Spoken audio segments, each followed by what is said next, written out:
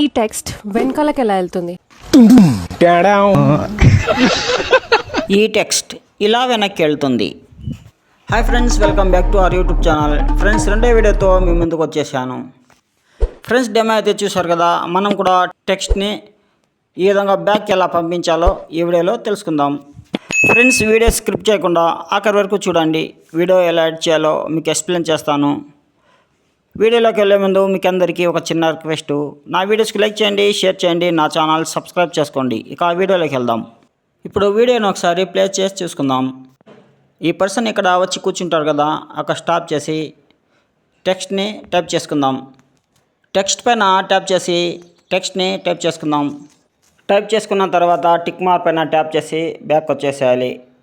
పైన టెక్స్ట్ని కొద్దిగా పైకి జరుపుకోవాలి. వీడియో లేయరు ఎంత లెంత్ ఉందో టెక్స్ట్ లేయర్ కూడా అంత లెంత్ మనము స్క్రోల్ చేసుకోవాలి, పెంచుకోవాలి.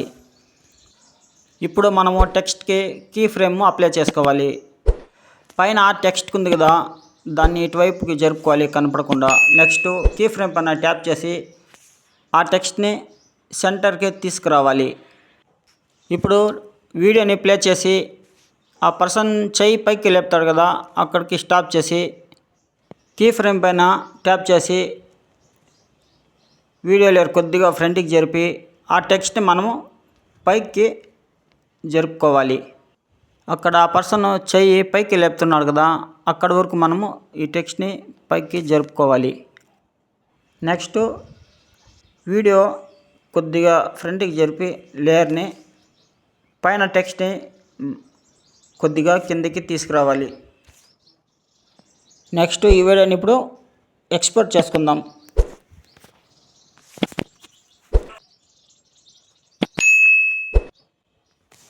ఇప్పుడు బ్యాక్ వచ్చేసి ప్లస్ మార్క్ పైన ట్యాప్ చేస్తే మన ఫోన్లోని గ్యాలరీ ఓపెన్ అవుతుంది. మనం ఎక్స్పోర్ట్ చేసుకున్నాం కదా, దాన్ని మనం సెలెక్ట్ చేసుకోవాలి. ఇప్పుడు టెక్స్ట్ పైన ట్యాప్ చేసి అప్పుడే టెక్స్ట్ టైప్ చేసుకున్నాం కదా, ఆ టెక్స్ట్ని డిలీట్ చేసేయాలి. మనము ఫస్ట్లో ఇన్పుట్ చేసుకున్నాం కదా వీడియోని, దానిపైన ట్యాప్ చేసి పైన కొద్దిగా స్క్రోల్ చేస్తే స్విచ్ అనే ఆప్షన్ వస్తుంది. దానిపైన ట్యాప్ చేస్తే ఈ వీడియో లేయర్లో కన్వర్ట్ అవుతుంది. మనము ఫ్రంట్కి తీసుకురావాలి. ఈ వీడియో పైన టచ్ చేస్తే పైన కొద్దిగా స్క్రోల్ చేస్తే ఇక్కడ చమోరా అనే ఆప్షన్ వస్తుంది. దాంట్లోకి వెళ్ళేసి తర్వాత చమోరాని సెలెక్ట్ చేసుకోవాలి. ఇలా చేస్తే మన బ్యాక్గ్రౌండ్ ఆటోమేటిక్లీ రిమూవ్ అయిపోతుంది.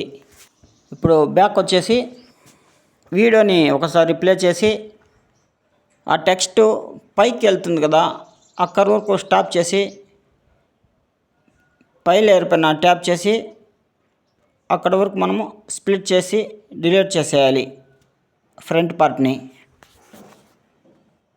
ఇప్పుడు ఒకసారి వీడియోని ప్లే చేసి చూసుకుందాం. ఫ్రెండ్స్, వీడియో అయితే చూశారు కదా, టెక్స్ట్ పర్సన్ వెనకాల ఎలా వెళ్ళాలా అనేసి ఎడిటింగ్ ఎలా చేయాలో ఈరోజు తెలుసుకున్నాం కదా. ఫ్రెండ్స్, ఎక్స్పోర్ట్ పైన ట్యాప్ చేసి వీడియోని సేవ్ చేసుకుందాం. ఫ్రెండ్స్, నా వీడియోస్ లైక్ చేయండి, షేర్ చేయండి, నా ఛానల్ సబ్స్క్రైబ్ చేసుకోండి. ఇక ఇంకో వీడియోలో కలుద్దాం.